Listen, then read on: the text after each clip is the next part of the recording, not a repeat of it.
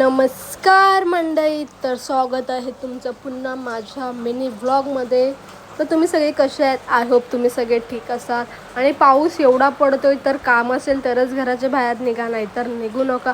तर चला मी सुरू करते माझं डेली रुटीन. आज होता श्रावणमधला चौथा सोमवार होता आणि मी पूजा वगैरे करून घेतली. त्यानंतर पप्पा पूजा करत होते आणि धूप केलेलं मी, कारण आम्हाला सकाळ संध्याकाळी धूप लागतंच, कारण धूप नाही केलं तर करमतच नाही.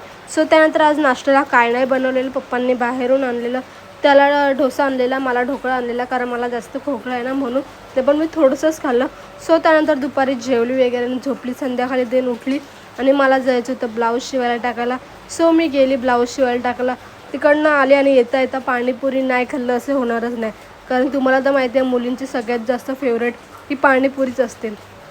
आणि बाजारामध्ये गेलो आणि पाणीपुरी नाही खाल्लं असं कधी होतच नाही.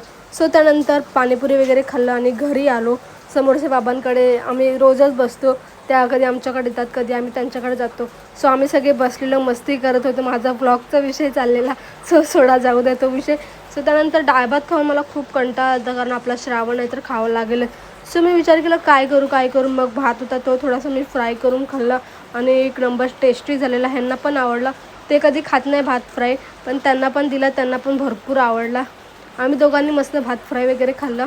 डाळ भात भाजी होतीच, तरी पण मला इच्छा झाली की भात फ्राय खाऊ, म्हणून खाल्ला भात फ्राय करून. असा होता माझा आजचा दिवस. भेटूया उद्याच्या ब्लॉगमध्ये. Bye bye.